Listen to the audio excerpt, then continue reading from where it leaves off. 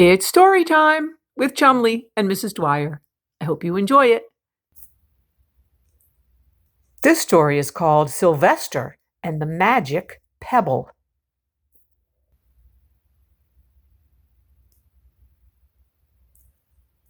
Sylvester Duncan lived with his mother and father at Acorn Road in Oatsdale. One of his hobbies was collecting pebbles of unusual shape and color. On a rainy Saturday during vacation, he found a quite extraordinary one. It was flaming red, shiny, and perfectly round, like a marble. As he was studying this remarkable pebble, he began to shiver, probably from excitement, and the rain felt cold on his back. "I wish it would stop raining," he said. To his great surprise, the rain stopped. It didn't stop gradually, as rain usually does. It ceased. The drops vanished on the way down. The clouds disappeared. Everything was dry, and the sun was shining as if the rain had never existed.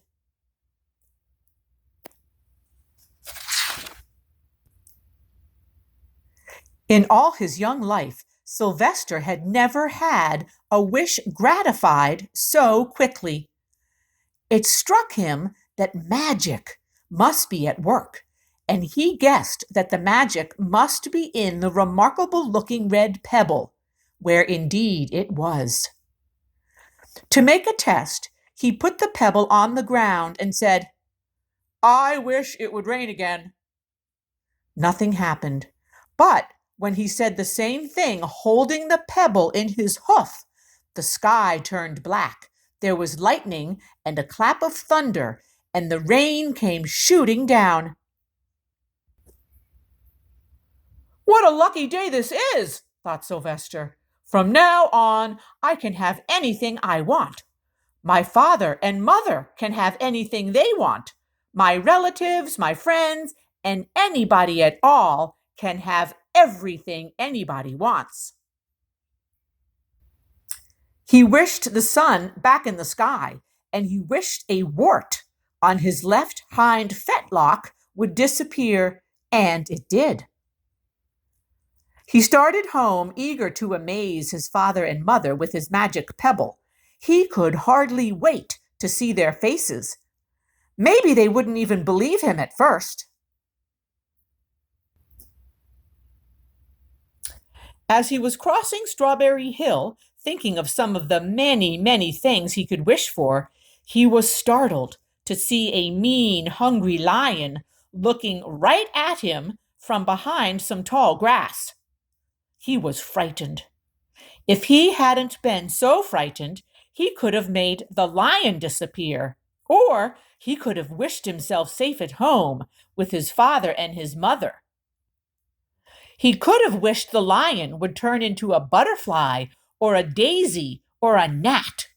He could have wished for many things, but he panicked and he couldn't think carefully. I wish I were a rock," he said, and he became a rock. The lion came bounding over, sniffed the rock 100 times, walked around and around it, and went away confused, perplexed, puzzled, and bewildered. "I know I saw that donkey as clear as day," thought the lion. "Maybe I'm going crazy."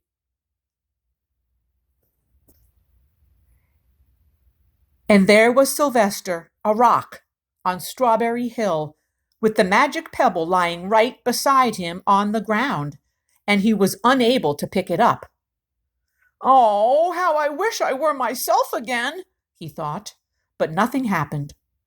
He had to be touching the pebble to make the magic work, but there was nothing he could do about it. His thoughts began to race like mad. He was scared. He was worried. Being helpless, he felt hopeless. He imagined all the possibilities, and eventually he realized that his only chance Only chance of becoming himself again was for someone to find the red pebble and to wish that a rock next to it would be a donkey. Someone would surely find the red pebble, it was so bright and shiny. But what on earth would make them wish that a rock were a donkey? The chance was 1 in a billion at best. Sylvester fell asleep. What else could he do? Night came with many stars.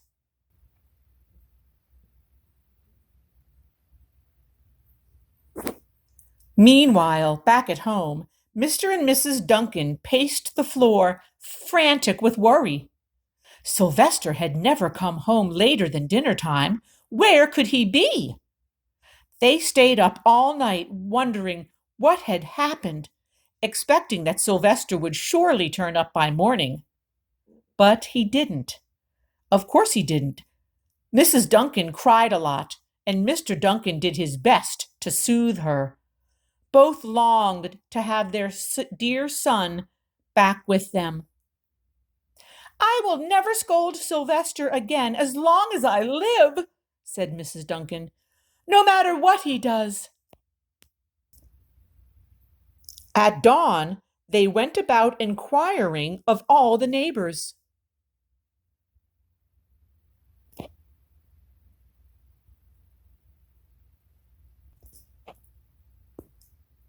They talked to all the children, the puppies, the kittens, the colts, the piglets. No one had seen Sylvester since the day before yesterday.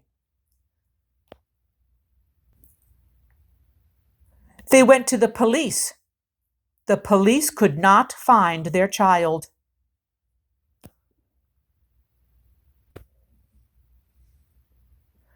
All the dogs in Oatsdale went searching for him.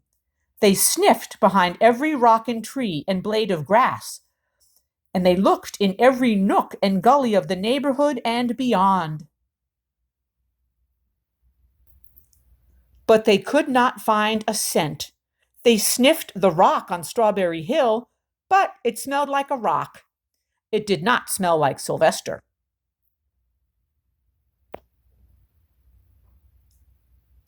After a month of searching the same places over and over again, and inquiring of the same animals over and over again, Mr. and Mrs. Duncan no longer knew what to do.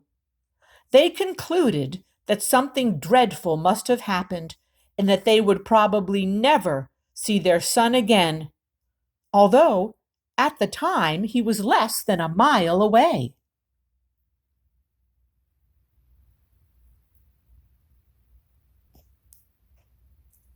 They tried their best to be happy, to go about their usual ways.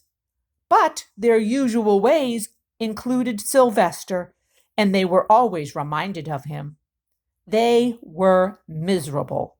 Life had no meaning for them anymore.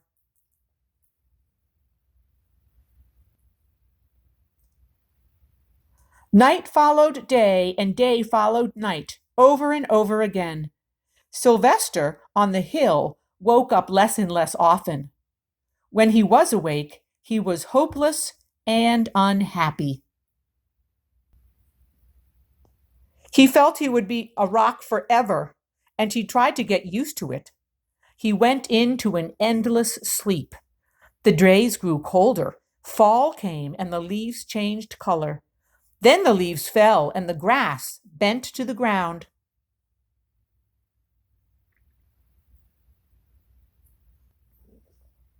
Then it was winter. The wind blew. It blew this way and that. It snowed. Mostly the animals stayed indoors, living on the food they had stored up.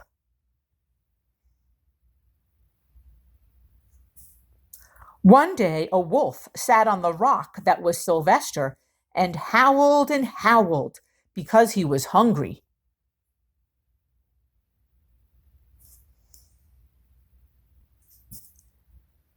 Then the snows melted, the earth warmed up in the spring, and things budded.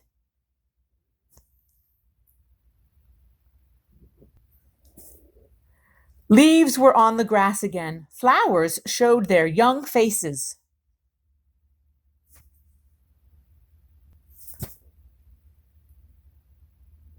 One day in May, Mr. Duncan insisted that his wife go with him on a picnic. "Let's cheer up," he said. "Let us try to live again and be happy, even though Sylvester, our angel, is no longer with us." And they went to Strawberry Hill.